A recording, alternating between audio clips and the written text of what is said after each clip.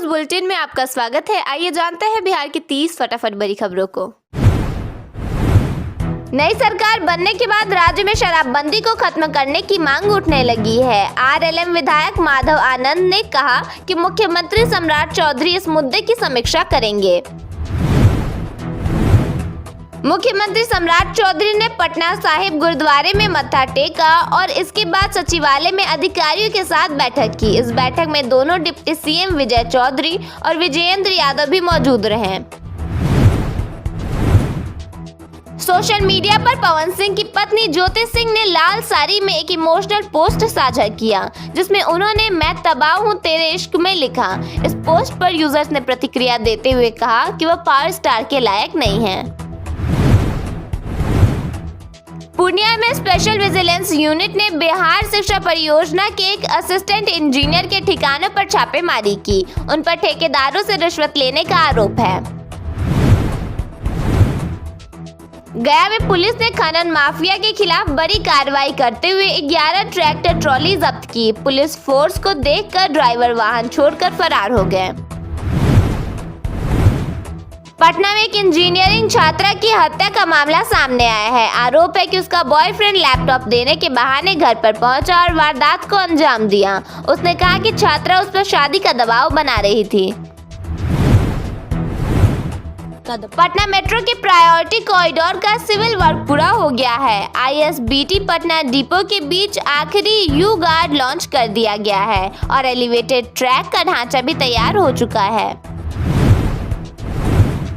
जमुई में कार सवार ने साइकिल चालक को टक्कर मार दी और भागते समय 3 बाइक सवारों को भी टक्कर मार दी। इस घटना में 4 लोग घायल हो गए।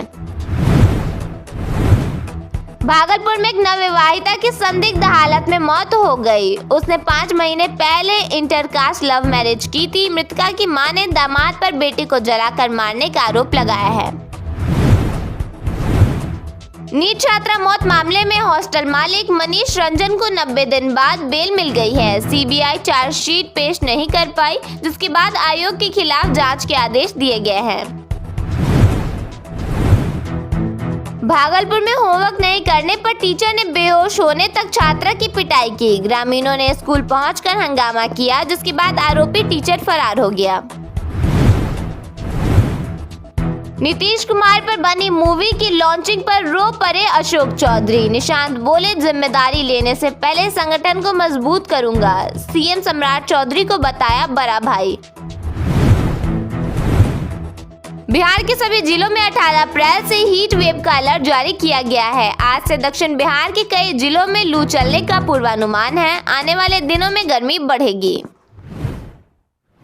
बिहार में जनगणना 2027 का पहला चरण 17 अप्रैल 2026 से शुरू हो रहा है। पहले 15 दिनों तक लोग ऑनलाइन पोर्टल पर खुद अपने परिवार और घर की जानकारी भर सकेंगे। इसके बाद प्रगणक घर पहुंचकर जानकारी की जांच करेंगे। ये प्रक्रिया पूरी तरह डिजिटल और आसान बनाई गई है। सरकार ने इसके लिए आधिकारिक पोर्टल भी शुरू किया है। इस पोर्टल पर परिवार के मुखिया के नाम और परिवार के किसी एक सदस्य के मोबाइल नंबर से रजिस्ट्रेशन करना होगा। रजिस्ट्रेशन के बाद नागरिकों को 33 सवालों के जवाब भरने होंगे। इन सवालों में मकान की स्थिति, फर्श, दीवार और छत किससे बनी है, कितने लोग रहते हैं, परिवार के सदस्यों की संख्या, पानी, बिजली, शौचालय, रसोई, गैस कनेक्शन, इंटरनेट, मोबाइल, वाहन और दूसरी जरूरी सुविधाओं की जानकारी मांगी जाएगी। बिहार में मौसम के 2 रंग देखने को मिल रहे हैं। एक तरफ जहां सीमांचल के जिलों में बादलों की आवाजाही से राहत की उम्मीद जागी है, वहीं दूसरी तरफ पटना समेत दक्षिण बिहार के जिलों के लिए अगले 48 घंटे भारी पड़ने वाले हैं। भीषण गर्मी और पछुआ हवाओं ने राज्य को भट्टी की तरह तपाना शुरू कर दिया है, जिससे जनजीवन पूरी तरह अस्त व्यस्त हो गया है। बिहार के 24वें मुख्यमंत्री और भाजपा के पहले सीएम बने सम्राट चौधरी ने पद संभालते ही कामकाज की रफ्तार तेज कर दी है।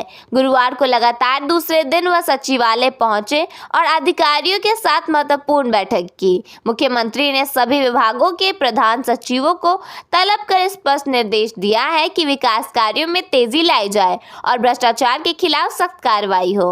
उन्होंने कहा कि जनता की समस्याओं को संवेदनशीलता से समझकर उनका जल्द समाधान करना सरकार की प्राथमिकता होनी चाहिए। जदयू दफ्तर में नीतीश कुमार के बेटे निशांत कुमार ने अपने पिता पर बनी शॉर्ट फिल्म मेरा नेता मेरा अभिमान लॉन्च की। इस फिल्म में नीतीश कुमार के 20 वर्षों के कार्यकाल को दिखाया गया है। कार्यक्रम के दौरान जेडीयू नेता अशोक चौधरी नीतीश कुमार का जिक्र करते हुए भावुक हो गए और उनकी आंखों से आंसू निकल पड़े। उनके मुताबिक नीतीश कुमार सिर्फ एक मुख्यमंत्री नहीं बल्कि एक अभिभावक की तरह थे।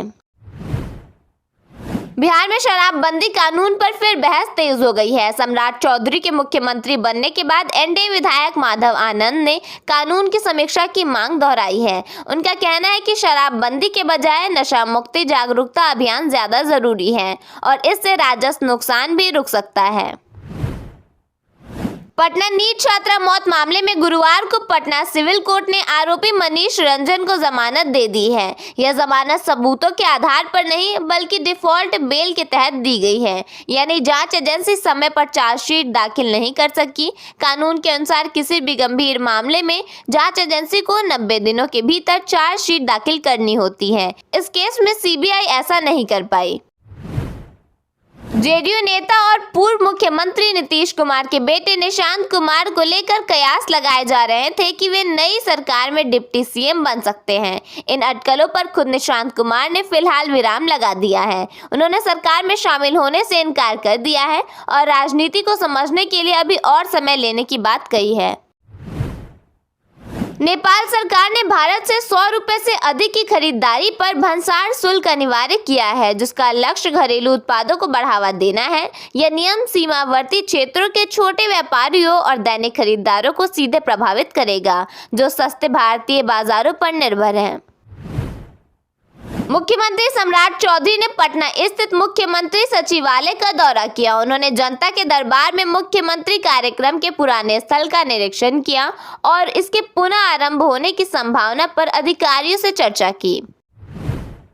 बिहार परिवहन विभाग ने बिना HSRP वाले वाहनों के खिलाफ विशेष अभियान चलाने का निर्देश दिया है। शोरूम से बिना HSRP के गाड़ी निकलने पर डीलरों पर जुर्माना लगेगा। HSRP का मतलब हाई सिक्योरिटी रजिस्ट्रेशन प्लेट होता है। यह गाड़ी की सरकारी सुरक्षित नंबर प्लेट होती है जिसमें होलोग्राम, लेजर कोड और टेम्पर प्रूफ लॉक होता है ताकि नकली नंबर प्लेट न लग सके। पश्चिम चंपारण में स्कूली बच्चों के लिए अपार आईडी बनाना अनिवार्य कर दिया गया है। शिक्षा विभाग ने 30 जून तक 100% लक्ष्य हासिल करने का निर्देश दिया है। जिले में 7.94 लाख छात्रों में से अभी 53,762 बच्चों की अपार आईडी नहीं बनी है, जबकि उनके पास आधार है। भागलपुर में 33 महिलाओं को पेट्रोल पंप में नौकरी और हिस्सेदारी का झांसा देकर 45 लाख रुपए से अधिक की ठगी की गई। मीनू देवी नामक महिला ने उनसे बैंक से 2-2 लाख रुपए का कर्ज लेकर निवेश करवाया था। पश्चिम चंपारण प्रशासन ने निजी स्कूलों की मनमानी पर लगाम लगाने के लिए सख्त नियम जारी किए हैं। जिलाधिकारी ने फीस वृद्धि, यूनिफॉर्म और किताबों की बिक्री में पारदर्शिता सुनिश्चित करने का निर्देश दिया है। भागलपुर जिले के 25 कस्तूरबा गांधी बालिका विद्यालयों में पढ़ने वाली छात्राओं को डिजिटल शिक्षा से जोड़ने की दिशा में शिक्षा विभाग ने अहम पहल की है। बिहार शिक्षा परियोजना परिषद की ओर से इन विद्यालयों में ICT लैब निर्माण का कार्य लगभग पूरा कर लिया गया है। अब छात्राओं को कंप्यूटर शिक्षा देने की तैयारी तेज कर दी गई है।